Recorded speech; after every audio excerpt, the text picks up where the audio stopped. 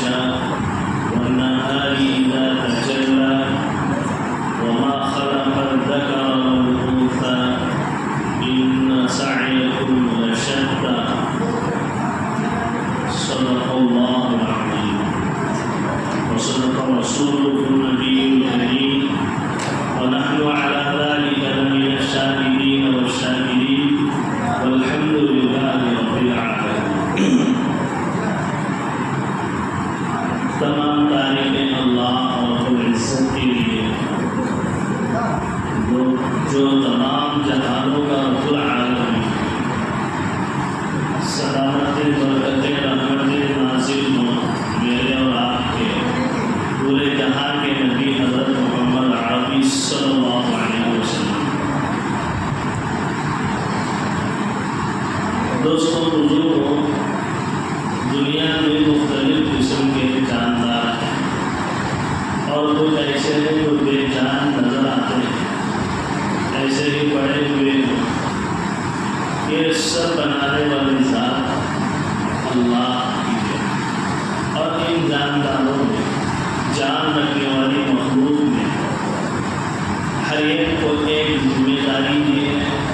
وہ اس کی ذمہ داری میں لگا ہوا ہے، لیکن ساتھ ہی ساتھ وہ اللہ کو بھی یاد کرتا ہے، اللہ کے ذکر میں بھی لگا ہوا ہے. ہر جاندار انسان ہی ایک ایسے جان رکھنے والی مخلوق ہے جسے اللہ تعالیٰ نے اشرف المخلوقات کہا ہے. ان میں سے اکثر اللہ کو بھولنے والے بہت کم ایسے ہوں گے جو اللہ کو یاد کرنے والے ہیں. اگر ہم اللہ کو یاد کرنے والے ہیں تو اللہ کا شکر ادا کیجیے. اللہ کا حکم ہے کہ اللہ کو یاد کرنے والے اللہ کا شکر بجا لائیں، کیونکہ اللہ کا بڑا انعام ہے اس پر جس نے اللہ کو یاد کیا. اور جس نے اللہ کو یاد نہیں کیا، اللہ کو بھلا بیٹھا، اللہ تبارک و تعالیٰ کو اپنے دل و دماغ میں چھانے نہیں دیا، میرے دوستوں وہ غفلت کی زندگی گزار رہا ہے. اور ایسی غفلت کی زندگی جانوروں سے بھی بدتر زندگی ہے. جانوروں سے بھی بدتر کہ یہ اللہ کو یاد نہ کرے، اللہ کو اپنے دل میں نہ جگہ دے، اللہ کے نام کو دھیان میں نہ بٹھائے اور اللہ تعالیٰ کے قرآن کو نہ پڑھے. اس سے بدتر زندگی اور کیا ہو سکتی ہے؟ جبکہ ہر جانور اللہ کو یاد کر، اللہ نے قرآن میں کہا کہ جتنی مخلوق ہے اللہ کو یاد کرتی ہے. میرے حال میرے دوستوں، جب اللہ نے آدم علیہ السلام کو بنانا چاہا تو فرشتوں سے کہا کہ میں دنیا میں اپنا نائب بنانے والا ہوں. نائب سمجھتے ہیں جب صدر نہ ہو، صدر چلا جائے، اس کی جگہ پر جو کام کرتا ہے صدر کے حکم کے مطابق اس کو نائب کہتے ہیں.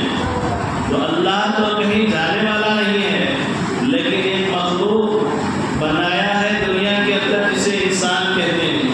اور جانور وغیرہ اور بھی مرئی اور غیر مرئی مخلوق بہت ساری بنائے ہیں. ان میں اللہ نے انسان کو اپنا نائب بنایا ہے، اپنا خلیفہ بنایا ہے. اگر وہی خلیفہ وہی نائب اللہ کو ہی بلا بیٹھے اور دنیا ہی کو سب کچھ سمجھ بیٹھے تو اس سے بڑی نادانی اور کیا ہو سکتی ہے؟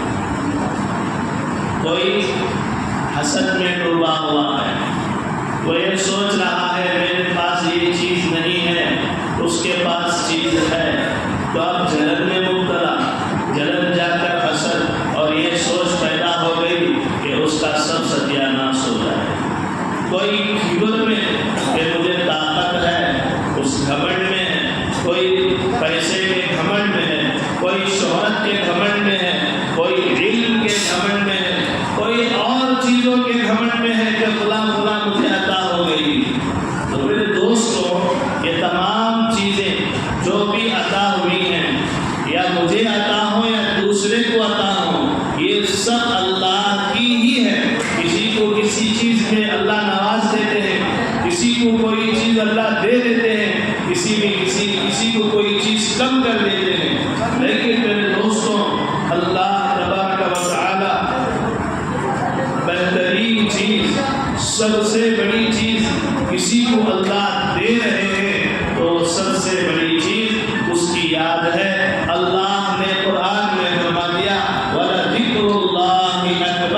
تمام چیزوں میں، تمام دولت میں، شہرت میں، زیب و زینت میں، ہر چیز میں سب سے بڑی چیز اللہ کا ذکر ہے۔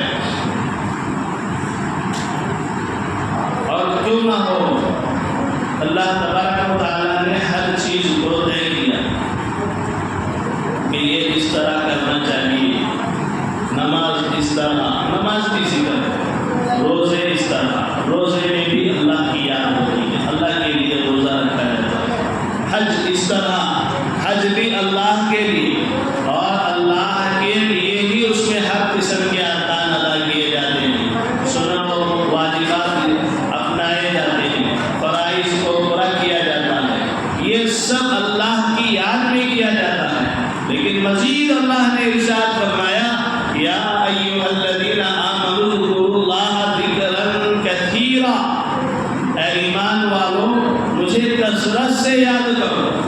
کل ایک حدیث سنا رہے تھے، شیخ الحدیث دامت برکاتہم کہ اما عائشہ صدیقہ رضی اللہ عنہا فرماتی ہیں کہ حضور صلی اللہ علیہ وسلم 24 گھنٹے ذکر کرتے تھے، خلاصہ بتا رہا ہوں، ہر وقت اللہ کے ذکر میں رہتے تھے۔ اس کا مطلب ایک پہلو شیخ الحدیث رحمۃ اللہ علیہ نے بتا دیا کہ کھاتے تھے تو بھی پہلے بسم اللہ کہتے تھے، کھانے کے بعد الحمدللہ، پینے سے پہلے کی دعا، پینے کے بعد کی دعا، سونے سے پہلے کی دعا، سونے کے بعد کی دعا، چلنے کی دعا، چڑھنے کی دعا، اترنے کی دعا، بیٹھنے کی دعا، یہاں تک کہ بیت الخلا کی دعا، بچہ پیدا ہونے سے لے کر قبر کے اندر دفنانے تک کی تمام دعائیں، یہ بھی اللہ کا ذکر ہے۔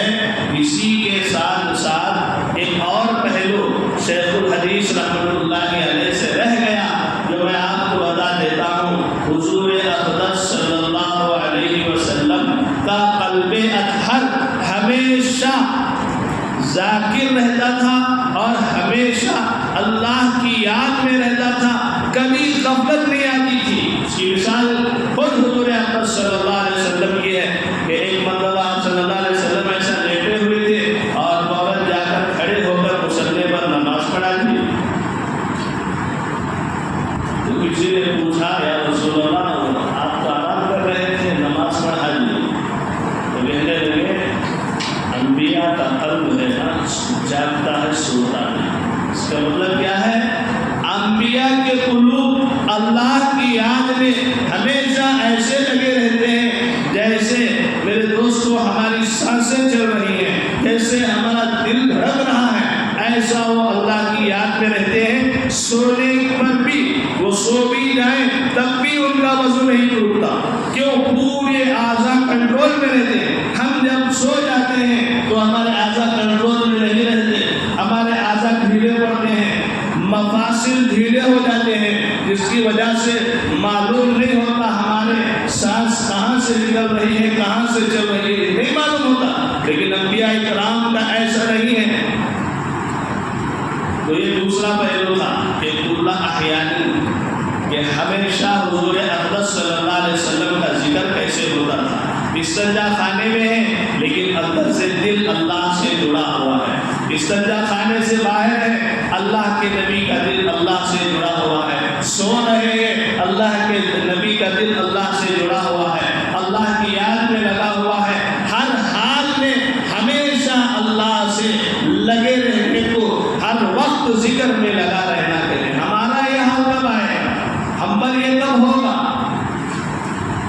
یہ تو چیز طے ہے، شریعت نے طے کر دی ہے، نبیوں کا تو وضو نہیں ٹوٹتا۔ اس کے بعد کتنا بھی بڑا ولی ہو، کتب ہو، ابدال ہو، سو جاتا ہے تو اس کا وضو ٹوٹ جاتا ہے، ٹیک لگا کر سو جانے سے وضو ٹوٹ جاتا ہے۔ لیکن وہ قلبی کیفیت جو میرے اور آپ کے پیارے نبی حضور اقدس صلی اللہ علیہ وسلم کی تھی، وہ کیفیت مکمل تو نہیں آ سکتی، مکمل وہ ہمارا دل اتنا پاور کا نہیں ہے، لیکن اتنا تو ہو سکتا ہے کہ ہمارا دل ہمیشہ ذاکر بن جائے۔ حضور کے دل 100% ذکر کرتا تھا تو ہمارا دل ہمیشہ 5%، 10% ہمیشہ ذاکر بن جائے۔ 100% تو نہیں ہو سکتا، اتنی طاقت، اتنا پاور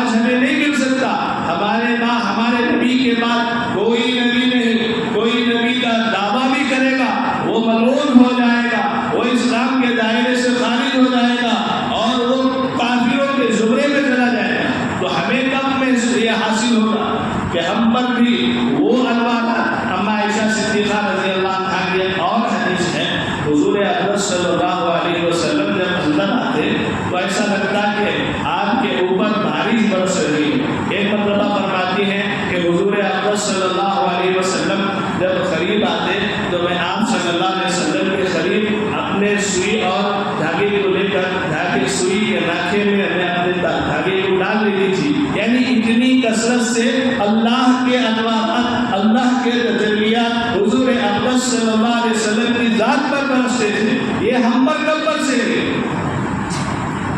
ہمارا مقصد یہی ہے میرے دوستوں، اللہ کی ہم ذات اتنی کریں کہ ہمارا قلب اللہ کے انوارات کو کھینچنے والا بن جائے۔ جیسے اللہ کے انوارات عرش پر برس رہے ہیں، اللہ کے انوارات اس عرش سے ہوتے ہوئے ہمارے قلب پر بھی برسے۔ یہ کیفیات 100% تو نہیں ہو سکتی، لیکن 1%، 2%، 3%، 4%، 5%، 6%، 7%، 8%، یہاں سے جتنا محنت کرتے جائیں گے اتنی محنت کی وجہ سے اس بندے پر اللہ کے انوارات ہوں گے، اتریں گے۔ اب سوال کریں گے کیسا؟ حضرت یہ سب کیسا ہو سکتا؟ انبیاء کو تو چھوڑیے، اللہ نے خود فرمایا ان اللہ وملائکتہ یصلون علی النبی یا ایھا الذین آمنوا صلوا علیہ وسلموا تسلیما، کہ اللہ اور ملائکہ کہتے ہیں فرشتوں،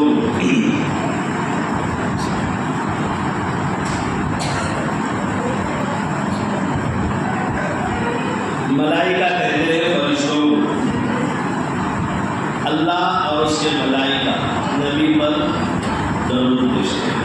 اللہ درود بھیجنے کا مطلب اللہ تعالیٰ اپنی رحمتیں، برکتیں، سلامتیں اتارتے ہیں، اور فرشتوں کا درود دعا کرتے ہیں، یا اللہ آپ کی رحمتیں، برکتیں، سلامتیں اتاریے۔ اللہ مومنین سے کہہ رہا ہے، اے مومنوں تم بھی نبی صلی اللہ علیہ وسلم پر درود بھیجو، سلامتی بھیجو۔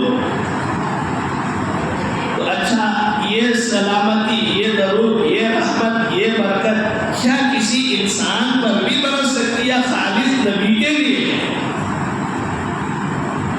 ایک سوال آتا ہے ہمارے اندر۔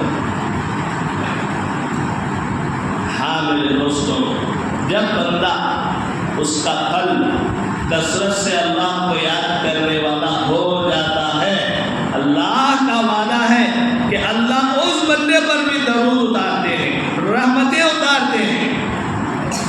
اللہ کا وعدہ، یہی انوارات ہیں، یہی برکات ہیں۔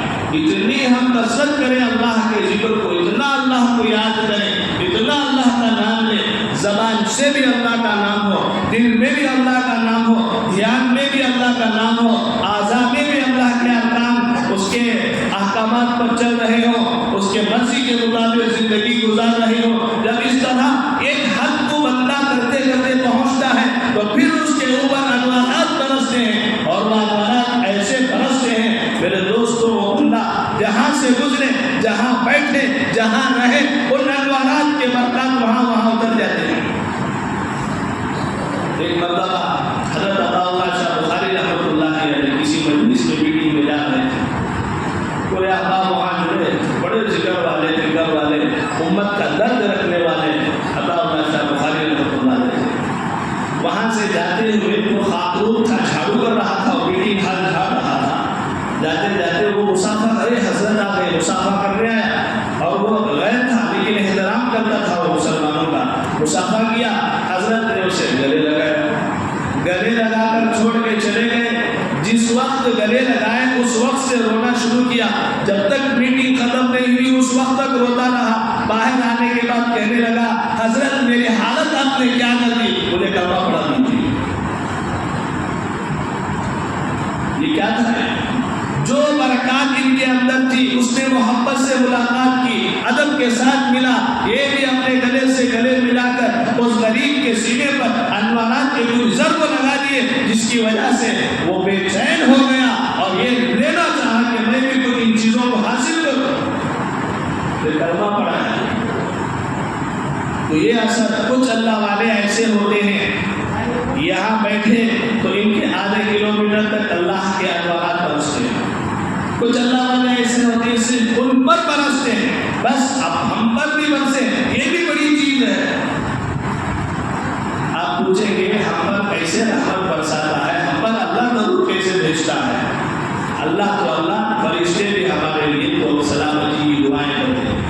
جس آیت میں اللہ نے فرمایا یا ایھا الذین آمنوا اذکروا اللہ ذکرا کثیرا وسبحوہ بکرۃ واصیلا, اے ایمان والو اللہ کو کثرت سے یاد کرو, صبح شام اس کی پاکی بیان کرو.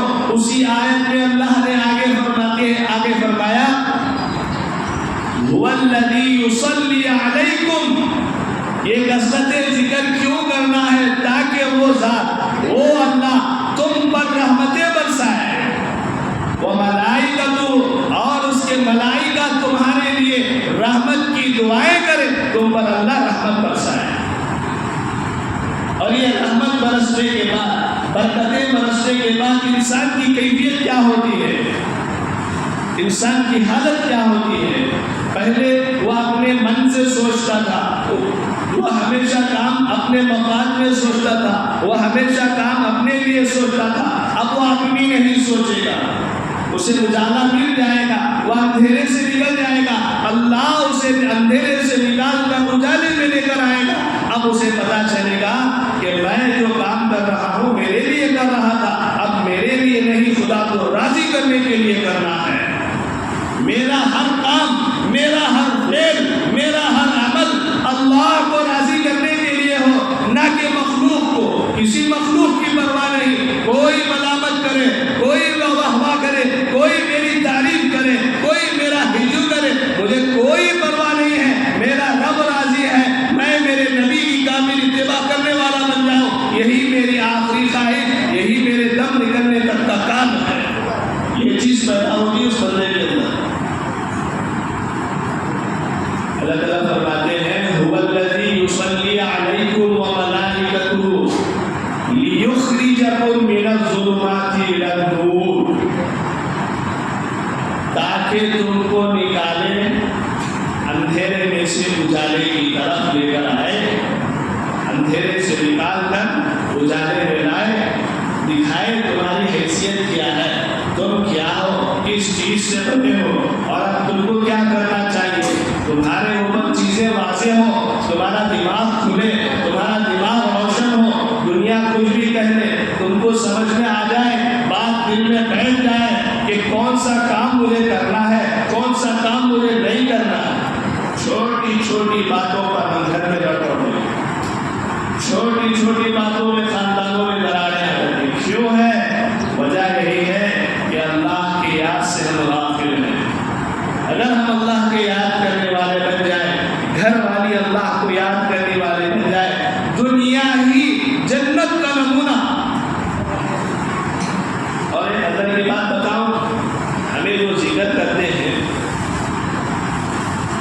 کسی نے کہا یہ ذکر کیسا ہے, کہاں سے ہے, کیوں کرتے ہیں. تمام اکابرین یہ ذکر کرتے تھے. حضرت قاسم بھائی رحمۃ اللہ علیہ, ان سے اوپر رشید احمد گنگوہی رحمۃ اللہ علیہ, ان سے اوپر ان کے شیخ حضرت حاجی امداد اللہ حاجی مکی رحمۃ اللہ علیہ, یہاں تک کہ حضرت شمعی تھانوی رحمۃ اللہ علیہ, حضرت حسین احمد مدنی رحمۃ اللہ علیہ, یہاں تک کہ جتنے بھی اکابرین گزرے ہیں تمام اکابرین ذکر کرتے تھے.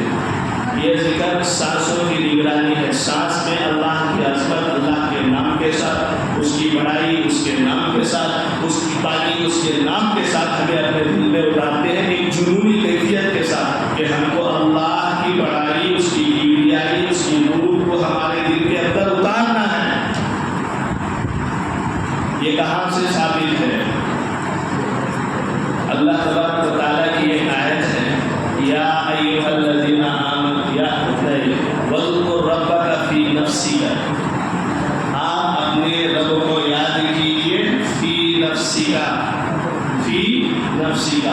مفسرین کہتے ہیں اے فی قلبک, تمہارے دل کے اندر یاد کرو, تمہارے رب کو کہاں یاد کرو؟ دل کے اندر کسی نے سوال کیا یہ جو ذکر کرتے ہیں یہ اشغال ہے یہ کیسا ثابت ہے؟ اس قرآن کی آیت سے ثابت ہے۔ قرآن کے اندر ہے نا ایک ہے عبارت النص، ایک ہے اشارۃ النص، اس طرح کے 4 نصیں ہیں، اس میں اشارہ ہے کہ ذکر کرو دل میں، لیکن یہ اشارہ نہیں ہے کیسے کرنا۔ اب پوچھے کسی سے، کسی آدمی سے، بحث کرنے والے سے بتا تو کس طرح کرنا، اب وہ بتائے گا اس طرح کرنا، تو قرآن کے اندر نہیں ہے اس طرح کرنا۔ تو بڑے بڑے اللہ والے اکابرین تلاش کیے، کچھ لوگوں نے وقوف قلبی کیا، کچھ اللہ والے پاس انفاس کی۔ اچھا پاس انفاس کیوں کی؟ حدیث شریف میں آتا ہے، مسلم کی روایت ہے، باب صفت الجنہ میں، جب جنتی جنت میں جائے گا اسے کوئی عبادت نہیں کرنی پڑتی وہاں، نہ نماز، نہ روزہ، نہ حج، نہ زکات، نہ کوئی اور کام، کوئی کام کرنا نہیں، صرف وہ حکم دینا، اس کے ہر کام پورے ہو جائیں گے۔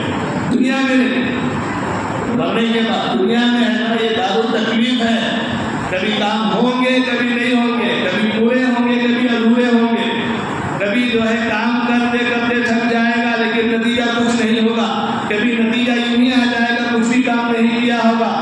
یہ سب دنیا میں چلتا ہے، لیکن جنت میں ایسا نہیں ہے۔ جو میری مرضی، جو جنتی مرضی خواہش کرے گا اسے وہ حاصل کر دیا جائے گا۔ جیسی صحت مانگے گا دی جائے گی، جیسی بیوی مانگے گا دیں گے، جو چیز دنیا کی آخرت کی جو چاہیے اسے اللہ تعالیٰ جنت میں دے گی۔ لیکن حدیث شریف میں آتا ہے، مسلم شریف کی روایت میں، حضرت غالباً سعید خدری رضی اللہ عنہ 4 حدیثیں ایک ہی طرق سے، ایک ہی طریقے سے 4 حدیثیں سند ایک ہی طریقے پر ملتی ہے، تو اس کے اندر وہ روایت کرتے ہیں کہ جنتی جنت میں جانے کے بعد اللہ کے نبی فرماتے ہیں کہ اللہ تبارک و تعالیٰ اس پر اللہ کی تعریف، اللہ کی پاکی الہام کر دیں گے، جیسے تمہارے اوپر سانس کو آسان کر دیا ہے۔ یلہمون التکبیر والتسبیح والتحمید کما تلہمون النفس، غالباً اس طرح کی حدیث ہے کہ وہاں اللہ کی بڑائی، اس کی تعریف، اس کی پاکی تمہارے اندر ڈال دی جائے گی، جیسے تمہارے اندر دنیا میں سانس ڈال دی گئی۔ انسان کیا ہے؟ سانس لیتا نہیں لیتا، تو اشارہ ہے نہیں ہے، سانس جس طرح تم لے رہے ہو، جنتی جنت میں جانے کے بعد اسی سانس کے ذریعے سے وہاں ذکر کرتا رہے گا۔ وہی چیز ہے، وہی اشارہ ہے، وہی کنایا ہے، قرآن میں بھی ہے، حدیث میں بھی ہے، لیکن سمجھنے والے کا قصور ہے کہ کسی کا رجحان ادھر نہیں گیا تو وہ کچھ اور سمجھ گیا، کسی کا رجحان ادھر گیا، اللہ نے اسے کھولے اور رحمت برسائی اور لگاتار اس بندے پر رحمتیں برسا رہے ہیں۔ ایک اللہ والے سوئے ہوئے تھے، میں آپ کو بتاتا ہوں کہ کچھ اللہ والے ایسے بھی ہیں، جیسے میرے شیخ رحمۃ اللہ موجودہ، ان کے اثرات وہ جہاں رہتے ہیں 50 کلو، میں جہاں تک سمجھا 50 کلومیٹر تک اثرات پڑتے ہیں، ہو سکتا ہے اس سے بھی زیادہ ہو، میری سمجھ میں آپ کی سمجھ میں۔ سوئے ہوئے تھے، سو کر اٹھنے کے بعد بولے مجھے خواب پڑا ہے یہاں کوئی 50 کلومیٹر کے اندر کوئی مزار ہے کیا، اور وہ عورت کی مزار ہے، وہ کچھ ریکویسٹ لے کر آئی تھی، کچھ وہاں لفڑا چل رہا ہے، بتائیے کیا۔ تو ایک ساتھی کہے ہاں فلاں علاقے میں خریے میں یہاں سے 30 کلومیٹر دور مزار ہے، وہاں کچھ معاملہ گڑبڑ ہے۔ وہ کہنے لگے وہ مجھ سے وہ معاملے کے بارے میں وہ کیا کیے حضرت اللہ عالم، لیکن وہ پوچھ لیے ہم سے، تو اس سے مجھے یہ پتا چلا کہ 50 کلومیٹر تک اس اللہ والے کے اثرات پڑتے ہیں۔ یہ اثرات کون دیتا ہے اور کون کھینچتا ہے؟ یہ اثرات ہمارا قلب کھینچتا ہے۔ ہم نے قلب کو سکھا دیا، ایک کام دے دیا، اللہ کی یاد کی دھن دے دیا، یہ دھن بڑھتے بڑھتے بڑھتے کھینچتے کھینچتے کھینچتے اس کی حرص ہے نا بڑھتی جاتی ہے، یہ کم نہیں ہوتی، اتنا کھینچا اتنا کھینچا اتنا کھینچا، ایک سال میں اتنا بڑھا، دوسرے سال میں اتنا، تیسرے سال میں اور پابندی کرتا رہا، محنت کرتا رہا، اتباع نبوی کو لاتا رہا، اپنی زندگی میں حضور اقدس صلی اللہ علیہ وسلم کی پوری ہر سنت کو ادا کرتا رہا اور نبی کی سنت کو دل و جان سے مانتا رہا، کبھی تو چرا نہیں کیا، ہمیشہ محبت کرتا رہا، تو میرے دوستوں اس پر اللہ تبارک و تعالیٰ ایسی رحمت برسائیں گے، اس کی وجہ سے کئی لوگوں کو فائدہ ہوگا۔ اگر وہ سوتا بھی ہے، جاگتا بھی ہے، چلتا بھی ہے، پھرتا بھی ہے، اس پر جو ہوا ٹکرائے گی وہ ہوا دوسری جگہ جائے گی، میرے دوستوں ہدایت کے ذریعے عام ہوتے جائیں گے۔ یہ ہے اللہ کا حکم، کثرت سے ذکر کرو، یہاں تک کہ روایتوں میں آتا ہے لڑنے کے وقت بھی اللہ کو یاد کرو۔ کسی کے پاس جا کر دعوت دے رہے ہو، سامنے والا دعوت سن رہا ہے، دعوت دینا دعوت سننا دونوں ذکر ہے، پھر بھی اللہ تعالیٰ موسیٰ علیہ السلام سے کہتا ہے جب فرعون کے پاس دعوت دینے کے لیے وہ بھیج رہے تھے اللہ تبارک و تعالیٰ، اس وقت کہتے ہیں وَلَا تَنْيَا فِي ذِكْرِي، میرے ذکر کو دوسرے درجے میں نہ رکھو، میری یاد پہلے درجے میں رکھو۔ کیا مطلب ہے؟ زبان سے اللہ کی طرف دعوت ہو رہی، یہ بھی ذکر ہے، اور خصوصاً دل سے بھی اللہ کو یاد کرنے کا حکم ہے۔ تو میرے حال میرے دوستوں بہت سارے جن کو سمجھ آ گئی الحمدللہ وہ لگے رہیں گے، اور جن کو سمجھ نہیں آئی شک کرتے رہے وہ ہمیشہ شک کرتے رہیں گے۔ شک کی کوئی گنجائش نہیں ہے، بس خالص اللہ کے لیے پاس الفاظ ذکر جو ہمارے اکابرین کرتے تھے، اور جس کا اشارہ قرآن میں، جس کا اشارہ حدیث میں، اس کو کرتے جائیں اللہ کی مدد جب دیکھیں گے تو عش کرتے رہیں گے، اتنی مدد اللہ کی ہے۔ تو میرے حال میرے دوستوں میں بتانا یہ چاہ رہا ہوں کہ ذکر اللہ کی کثرت آج مسلمانوں کے اندر مفقود ہے، بہت کم ہے۔ غیر پجاری دیگر اقوام اپنے مذہب کے مطابق پوجے پاٹ کرنے میں خوب منہمک ہیں۔ ہماری عورتوں سے پہلے ان کی عورتیں اٹھ رہی ہیں، ہماری عورتوں سے پہلے ان کی عورتیں نہا رہی ہیں، ہماری عورتوں سے پہلے ان کی عورتیں پوجا کر رہی ہیں، ہماری عورتوں سے پہلے ان کی عورتیں شیاطین کے سامنے اپنے ماتھے رگڑ رہی ہیں، جبکہ وہ کالک ہے اور یہ اللہ کو یاد کرنے والی بندیاں غفلت میں ہیں۔ الا ماشاء اللہ، ایک ماحول بنانا گھر کے اندر کہ ہمارا ذکر ہماری بیوی بھی سیکھے، ہمارا ذکر جو چھوٹے بچے چاہے تو سیکھے یا نہیں چاہے تو بڑے ہونے کے بعد سکھا دے۔ اور ہمارے باپ، میں نے ایک کتاب میں پڑھا،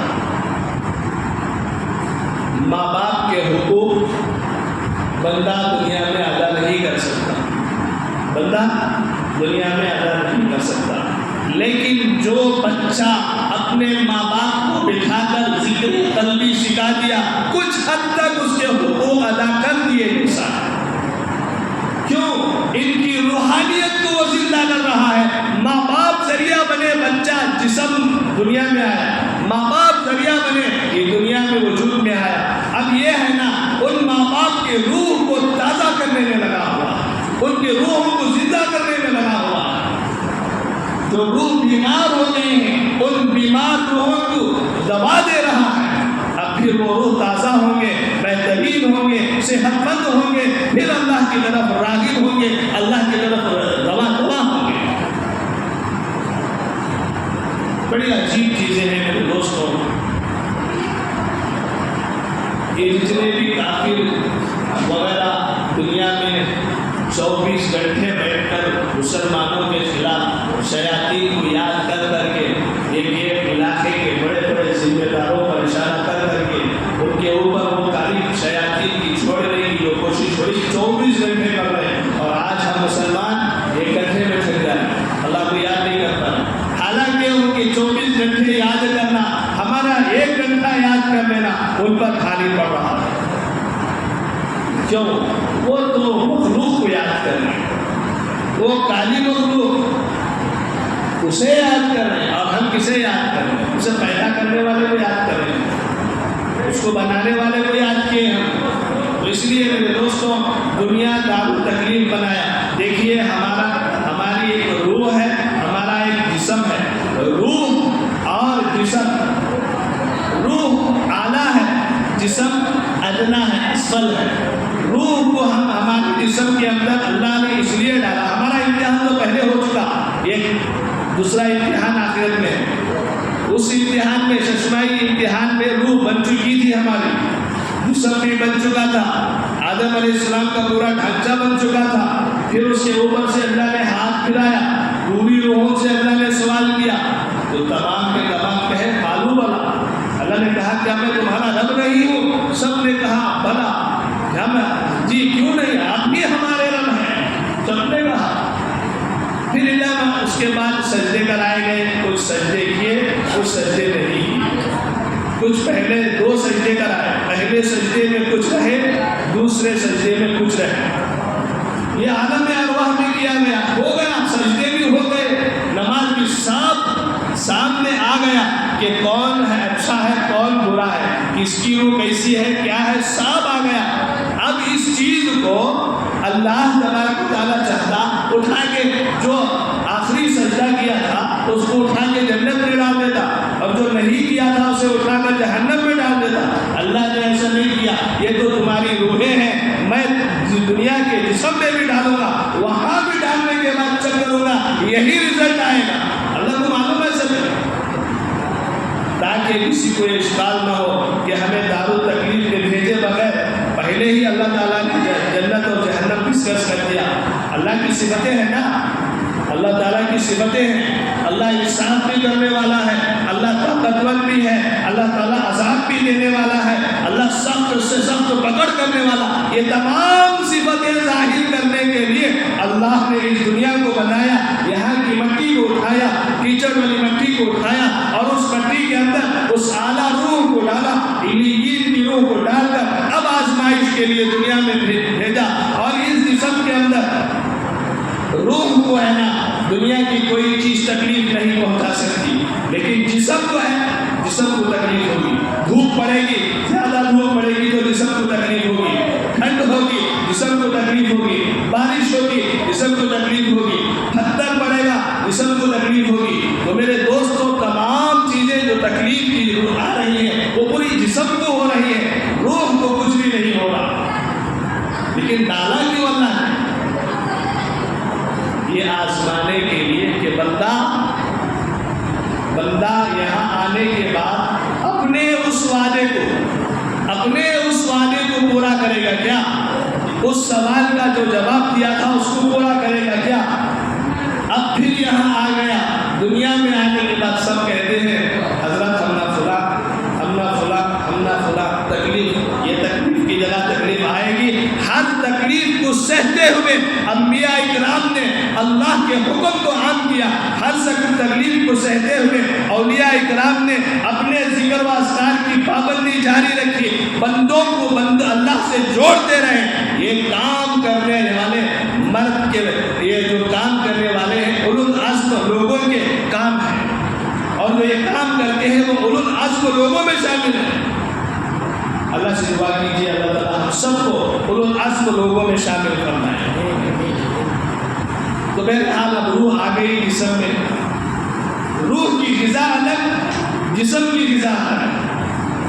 روح کی غذا الگ, جسم کی غذا الگ. روح کی غذا یاد الہی, روح کی غذا دعائیں, روح کی غذا قرآن کی تلاوت, روح کی غذا اللہ کے لیے کام کرنا, یہ روح کی غذا ہے. جسم کی غذا کیا ہے؟ یہی ہم کھا رہے ہیں, مزے سے کھا رہے ہیں, فروٹ کھا رہے ہیں, گوشت کھا رہے ہیں, روٹی کھا رہے ہیں, جتنی چیزیں کھانے کی کھا رہے ہیں, یہ جسم کی غذا. روح کی غذا بھی اللہ نے بنائی, جسم کی غذا بھی اللہ نے بنائی. دونوں غذائیں بنا کر اللہ نے ہمارے سامنے رکھ دیا.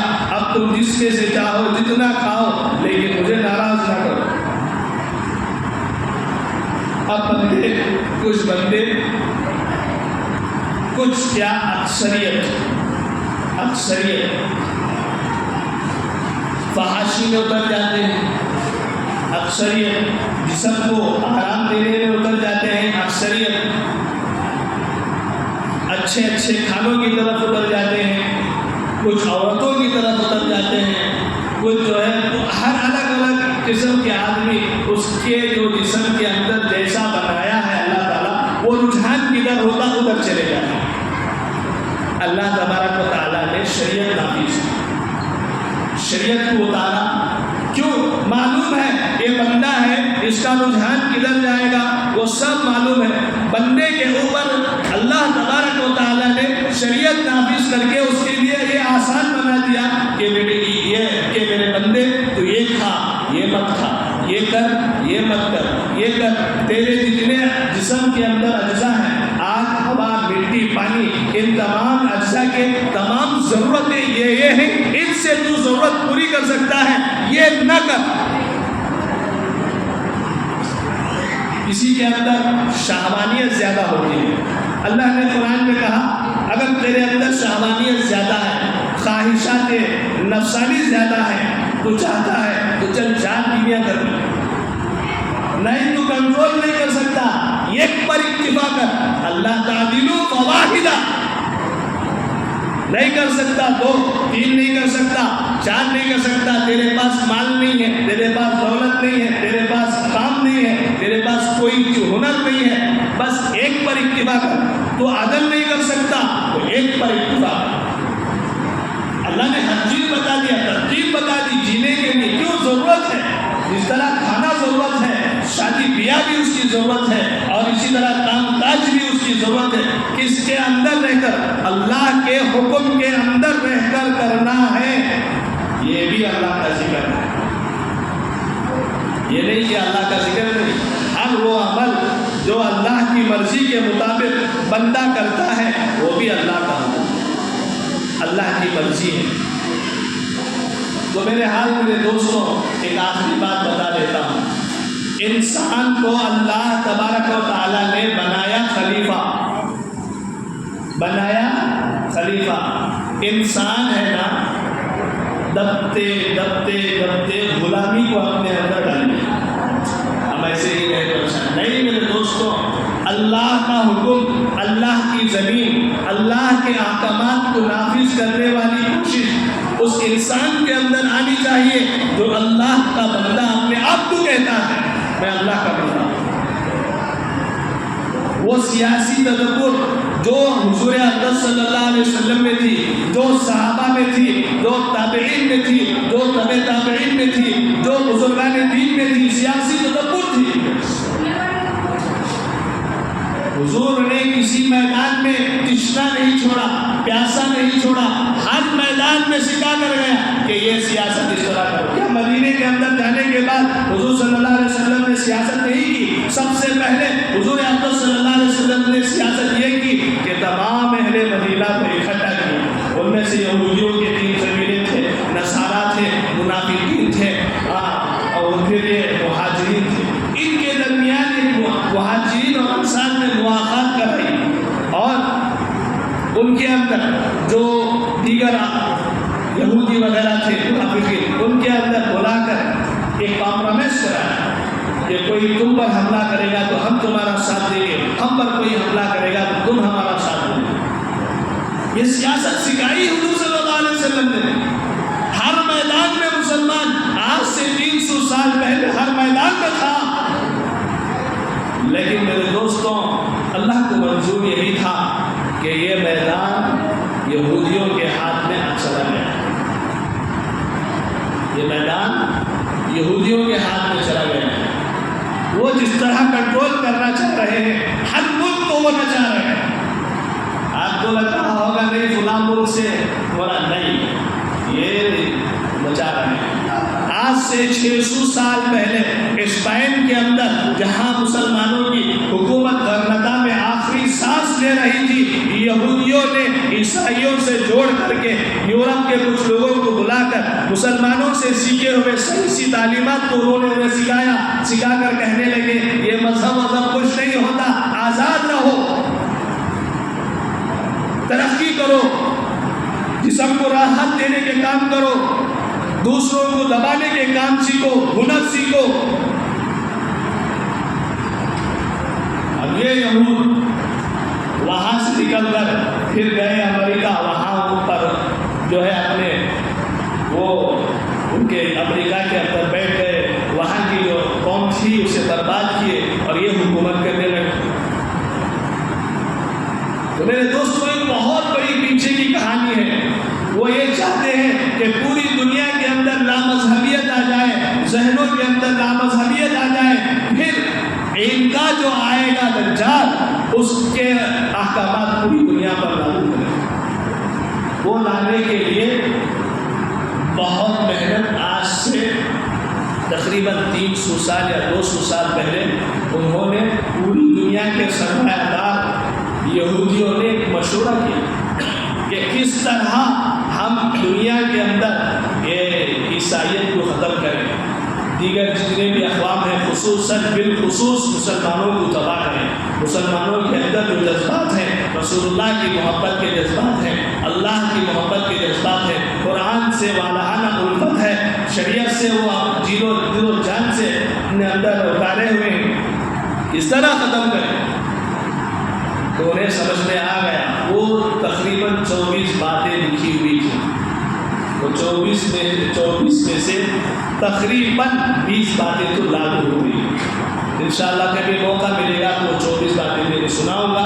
اب ہے نا اس وقت ہر ملک کا بڑا ان کے اوپر جھکا ہوا، اتنا ظلم کر رہے ہیں غزہ کے مسلمانوں پر۔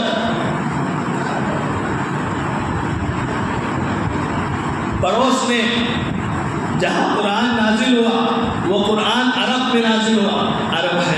پڑوس میں ملک شام ہے، وہ بھی عربی ہے، عراق ہے، وہ بھی عربی ہے، اور یہ غزہ کے مسلمان یہ بھی عربی ہیں، وہ بھی قرآن کو پڑھتے ہیں، یہ بھی قرآن کو پڑھتے ہیں، لیکن اتنے لاکھوں کروڑوں ہونے کے باوجود ان کی سیاسی تدبر، سوچ بوجھ سب ختم کر دی گئی۔ بس وہ یہی کہتے ہیں قال اللہ قال رسول، اللہ کیا کہتا وہی مانو، کسی صحابی کی نہ مانو، کسی تابعی کی نہ مانو، کسی ولی کی نہ مانو، کسی فقیہ کی نہ مانو، کسی عالم کی نہ مانو، قرآن کیا کہتا ہے، رسول کیا کہتے ہیں، صرف اتنا مانو۔ اس طرح منواتے میرے دوستوں قرآن کہتا ہے مسلمانوں کو ساتھ دو، وہ بات نہیں کریں گے۔ طاقت ہے، دولت ہے مسلمانوں کے پاس، لیکن سیاسی تدبر، سوچ بوجھ جو ہے یہ سب وہ اپنی مٹھی میں لے لیں۔ جو کہ میرے دوستوں صرف ایک ہی وجہ ہے، وہ وجہ ہے کہ عیاشی میں ڈال دی۔ ہمارے جتنے مسلمان مالدار رہیں گے، تاجر رہیں گے، تجارت کرتے رہیں گے، ان سب کو اپنی جال میں کھینچ لیں، ایسی جگہوں پر لے کر جائیں گے جہاں جانے کے بعد تھوڑا سا جسم کو راحت لگے گی، تھوڑا آنکھیں ٹھنڈک ہوگی، تھوڑا برائی کرنے کا موقع ملے گا، تھوڑا پینے کا، تھوڑا کھانے کا، تھوڑا جو ہے جسم کو آرام پہنچانے کا ذرائع ملیں گے۔ تو ان ذرائع میں ان مسلمان تاجروں کو ڈال کر وہ برباد کر رہے ہیں، ان مسلمان بادشاہوں کو ڈال کر وہ برباد کر رہے ہیں، اور اسی طرح یہ آ کر اپنے ملک میں بھی وہی چیز چاہتے ہیں جو وہاں دیکھ کر آئے ہیں۔ سنیما ہال چاہتے ہیں ہمارے اپنے ملکوں میں، اور اسی طرح وہ جو وہاں پی کر آئے وہ پینے والی غلیظ چیز چاہتے ہیں اپنے ملکوں میں۔ نہ مکے کا احترام، نہ مدینے کا احترام، نہ بزرگان دین کا احترام، کسی کا احترام نہیں۔ یہی تعلیم میرے دوستوں ہر علاقے میں، ہر ملک میں تعلیم کا سسٹم بدل دیا گیا، ایسی تعلیم دی گئی اس کے اندر پڑھنے والا یہی سوچتا ہے میں بڑا انجینئر بنوں گا، لیکن جب انجینئر بن جائے گا تو اس سے کہا جائے گا کہ پکوڑے تلو۔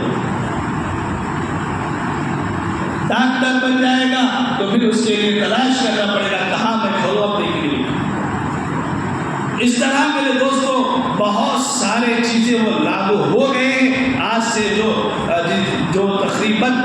تقریباً 200 یا 300 سال میرے دوستوں پہلے ایک مشورہ ہوا تھا، وہ تمام چیزیں لاگو کرنے کے لیے قریب 3-4 بچے ہوئے ہیں۔